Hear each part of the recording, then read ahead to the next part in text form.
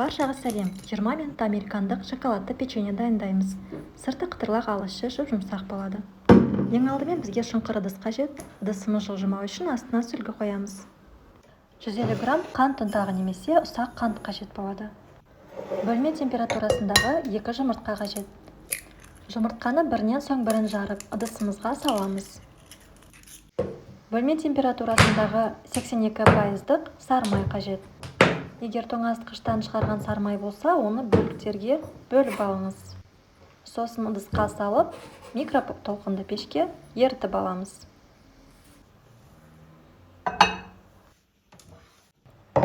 Ерітілген сары майды ыдысқа құямыз. Шым-шым тұз қосамыз. Електен өткізілген ұнды қосамыз. Ұнның мөлшері 260 грамм.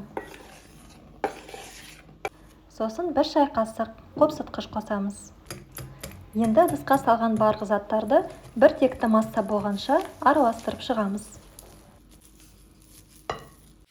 Соңында бізге шоколад қажет болады. Шоколад бөліктері 100-150 грамм қоссаңыз болады. Әсіресе Қазақстан шоколадынан өте дәмді шығады. Немесе Калибал шоколадтарын қоссаңыз болады.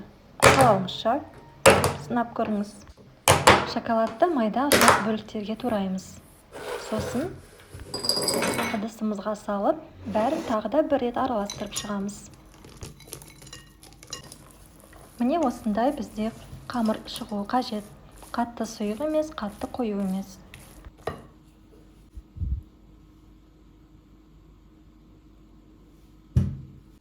Енді печеньемізді пісіру үшін противеньге пергамент қағазын төсейміз.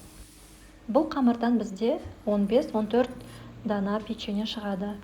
Бір ас қасық мөлшерінде печенье қамырын алып, қолға домалатып, формасын жасап, противеньге жайғастырамыз. Дәл солай келесі қамырларды да дөңгелетіп, бәрін орналастырып шығамыз. Қалауыңызша печенье формасын өзгертсеңіз де болады. Ол үшін жарты ас қасық мөлшерде дөңгелек шариктер жасап, противеньге орналастырып пісіріңіз. Сонда сізде шамамен 30 шақты печенье шығады. Ал үлкен жалпақ печенье болған қаласаңыз, бір ас қасық мөлшерде қолданыңыз. Духовкамызды алдын ала 180 градусқа қыздырып қоямыз. Печеньелерімізді духовкаға саламыз. 10-15 минутта еті қызарғанша пісіріп аламыз. Міне печеньелер дайын. Толықтай суығанын күтіп, кейін жеуге ұсынсаңыз болады. Себебі печенье өте ыстық, қолыңызды күйдіріп алуыңыз мүмкін. Суыған соң печеньенің сырты қытырлақ болады, ал іші өте жұмсақ болады. Мұнда сіздерге печеньені осындай жіп арқылы әдемілеп сәндеу үлгісін көрсеттім.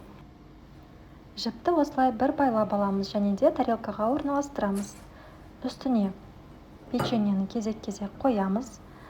3 немесе 4 печеньені қойсаңыз болады. Содан соң жіпті қайтадан үстіне қойып, байлап, бантик тәрізді әдемі байлап қоюға болады. Қалауыңызша сәндесеңіз де болады. Балаларға сүтпен немесе какао сусынымен ұсынып көріңіз. Оларға ұнары сөзсіз. Міне біздің печеньелер дайын, өте әдемі болып шықты.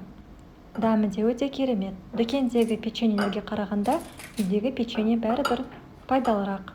Мереке күндері арасында балаларға осындай тәтті пісіріп берсеңіз болады. Кофейнядағы печеньеден кем түспері анық. Бұл печеньелерді қорапшаға әдемілеп салып орналастырып, сыйлыққа да ұсынсаңыз болады. Сіздер де міндетті түрде үйде жасап көріңіздер. Егер рецепт ұнаған болса, лайк басыңыз. Пайдалы болса, пікір қалдырып, өз ойыңызбен бөлісе кетіңіз. Және де парақшама жазылып қойыңыздар.